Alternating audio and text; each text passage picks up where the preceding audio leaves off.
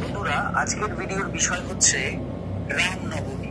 রামনবমীর রামবাণ টোটকা, যে টোটকা আপনারা সহজ সরল ভাবে বাড়িতে করতে পারবেন এবং এর যে বেনিফিট সেটা হচ্ছে বাস্তুদোষ দূর হবে, আর্থিক উন্নতি হবে, যে কোনো ইচ্ছে পূরণ হবে, বাড়িতে যারা যারা বসবাস করছেন প্রত্যেকের সঙ্গে প্রত্যেকের সম্পর্ক ভালো হবে, বাচ্চা কাচ্চার পড়াশোনার দিক থেকে উন্নতি। এক কথায় সবার জন্য আপনি এই টোটকাটি করতে পারেন। আপনি জাস্ট একা আপনার পুরো বাড়ির জন্য, বাড়ির প্রত্যেকের উদ্দেশ্যে এই টোটকাটি করতে পারেন, বা কোনো একটি বিশেষ ইচ্ছে নিয়ে এই টোটকাটি করতে পারেন। অবশ্যই আপনার সেই ইচ্ছে কিন্তু পূরণ হবে। তো কিভাবে কি করবেন সেটা জানতে পুরো ভিডিওটি দেখুন। ভিডিওটি ভালো লাগলে অবশ্যই একটি লাইক করে দেবেন, বন্ধু বান্ধবের মধ্যে ভিডিওটিকে অবশ্যই শেয়ার করে দেবেন, চ্যানেলটিকে সাবস্ক্রাইব করে পাশে থাকা বেল আইকনে ক্লিক করে অল অপশনটি অবশ্যই সিলেক্ট করে রাখবেন যিনি ফার্স্ট টাইম এই চ্যানেল ভিজিট করছেন অর্থাৎ এই ভিডিওটি দেখছেন। সর্বপ্রথম আপনি আপনার যে ইচ্ছে সেটাকে আগে ঠিক করুন, যে কোন ইচ্ছের জন্য আপনি এটা করতে চান। আপনি আপনার কোন বিশেষ ইচ্ছে পূরণের জন্য প্রভু শ্রী রামচন্দ্রের কাছে আপনার কথাটি রাখবেন বা প্রার্থনাটি রাখবেন সেটা আগে ঠিক করুন। সেটা আপনার স্বাস্থ্য সম্পর্কিত, না অর্থ সম্পর্কিত, না সম্পর্ক সম্পর্কিত, নাকি বাস্তু সম্পর্কিত, না ছেলে মেয়েদের উন্নতি সম্পর্কিত, কোনটা সেটা আপনি আগে স্থির করুন। করার পর নাকি আপনার নিজস্ব কোনো বিষয়, যে কোনো একটা ইচ্ছেকে আপনি স্থির করুন, করে এটা করুন। বা আপনি যদি মনে করেন যে আপনি দুটো তিনটে ইচ্ছের জন্য করতে চান, তাও কিন্তু করতে পারেন, তাও কিন্তু করতে পারেন। আমি রিপিট করলাম। তো এবার কি করবেন? আচ্ছা, আরেকটা বিষয় বলে দিই। এটা তো হলো ইচ্ছে পূরণের ব্যাপারে। ধরুন আপনার সেই অর্থে কোনো ইচ্ছে পূরণের ব্যাপার নেই, আপনি ওভারঅল ভালো থাকার জন্য, ভালো আছেন, আগামীতে আরো ভালো থাকার জন্য করতে চান, বা আপনি ওভারঅল পুরো বাড়ির সকলের মঙ্গলের জন্য করতে চান, যেটা শুরুতেই বললাম। কারণ এই টোটকাটি করলে বাস্তু দোষ দূর হবে, বাড়িতে আর্থিক উন্নতি হবে, আর্থিক স্থিতি হবে, পড়াশুনো যারা করছেন তাদের জন্য ভালো, বাড়িতে প্রত্যেকের সঙ্গে প্রত্যেকের সম্পর্ক খুব ভালো হবে। প্রত্যেকটা বিষয়ে বাড়িতে যারা অসুস্থ রয়েছেন তারা সুস্থতার দিকে এগিয়ে যাবেন। তো এটা ওভারঅল একটা বিষয় যেটা আমি সবকিছুর জন্য বলছি। তো এই বিষয়টাকে আগে স্থির করে নিন যে আপনি কিসের জন্য করছেন। সেটা স্থির করার পর কি করবেন?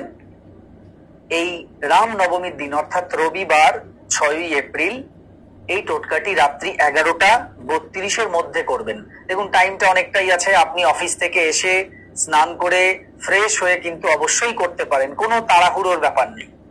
আবার যারা বাড়িতে রয়েছেন তারাও কিন্তু করতে পারেন, সন্ধ্যাবেলাও করতে পারেন, ঠিক আছে? সূর্যাস্তের পরে করবেন, এটাই আমি বলছি, সূর্যাস্তের পরে।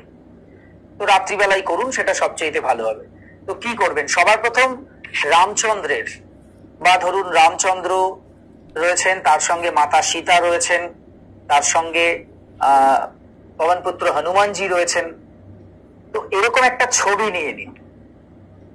একটা ছবি আপনি মোবাইলে ডাউনলোড করে নিতে পারেন, অথবা একটা ছবি আপনি কিনে নিতে পারেন, বা আপনি প্রিন্ট আউট করে নিতে পারেন, আপনার উপরে। মোবাইলে দেখে নিন তো সেটাও ভালো হয়, মোবাইলটাকে রেখেই করবেন। তো এই ছবিটা সামনে রাখুন। তার আগে আপনাকে কিন্তু একটু শুদ্ধ হয়ে নিতে হবে। ওই যে বললাম স্নান করে নেবেন।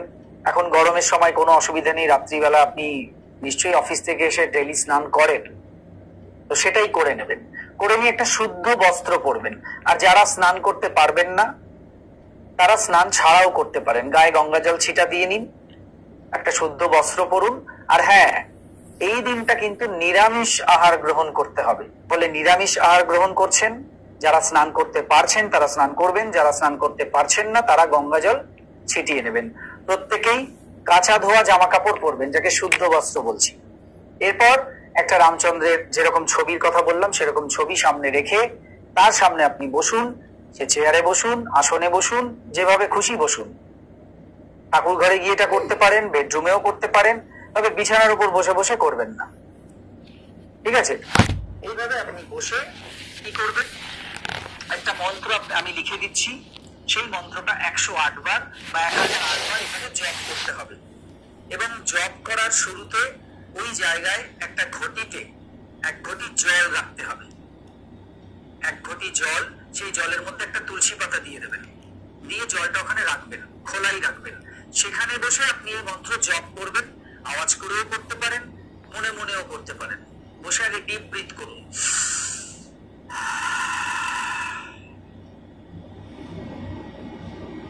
এই জিনিসটা 4-5 বার করুন, দেখবেন একদম আপনার মাইন্ড কুল হয়ে যাবে, শান্ত হয়ে যাবেন আপনি। এরপর এই মন্ত্রকে আপনি জপ করবেন। জপ করার পূর্বে কি করবেন?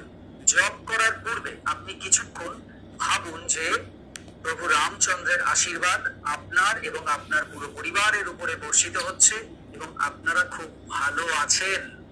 আপনাদের আর্থিক দিক থেকে উন্নতি হচ্ছে, আপনাদের জীবনের সুস্বাস্থ্য রয়েছে, আপনাদের জীবনে সুশিক্ষা রয়েছে, আপনাদের বাস্তু সমস্ত দিক থেকে ভালো। সমস্ত পজিটিভ বিষয়টা আপনি ভাবুন যে সেটা প্রভু রামচন্দ্রের কৃপায় হচ্ছে। এটা আগে ভাবুন, না হলে বিশ্বাস করুন। কিছু বলতে হবে না, জাস্ট মনে মনে বিশ্বাস করুন যে হ্যাঁ এগুলো হচ্ছে, ভগবান রামচন্দ্রের কৃপা এগুলো হচ্ছে। ভেবে তারপর মন্ত্রটা জপ করবেন। এই ভাবনাটা আপনার উপর, আপনি কিছুক্ষণ ভাবুন, যতক্ষণ পারেন ভাবুন, ভেবে এই মন্ত্রটা জপ করুন। মন্ত্রটা কি? মন্ত্রটা হচ্ছে ওম শ্রীং হ্রিং ক্লিং রামচন্দ্রায় শ্রীং নমঃ। এই মন্ত্রটা 108 বার বা 1008 বার আপনি গুনে গুনে জপ করুন, বা আপনি করে যেতে পারেন, মানে না গুনে অন্তত 15 মিনিট জপ করে যেতে পারেন। তারপর আপনি প্রণাম জানান, বা আপনি মন্ত্র জপের শেষেও আরেকবার ভাবুন যে তার কৃপায় আপনার পরিবারের সমস্ত দিক থেকে উন্নতি হচ্ছে। বা কোনো ইচ্ছে পূরণের জন্য যদি আপনি করছিলেন তাহলে সেই ইচ্ছেটা পূর্ণ হয়ে গেছে। কোনো আটকে থাকা কাজ তো সেটা হয়ে গেছে, কোনো জায়গায় কোনো বিশেষ কোনো বিষয় আপনার হচ্ছিল না, বরং সেটা হয়ে গেছে। আর্থিক দিক থেকে উন্নতি হয়েছে, যেটা আপনি চাইছেন। সম্পর্কের যদি ব্যাপার হয় তাহলে তার আশীর্বাদে সম্পর্ক ঠিক হয়ে গেছে। এটা আপনি জাস্ট ভাবুন বা বিশ্বাস করুন। অনেকে ভাবতে পারেন না, তো তাদেরকে বলছি তারা বিশ্বাস করুন।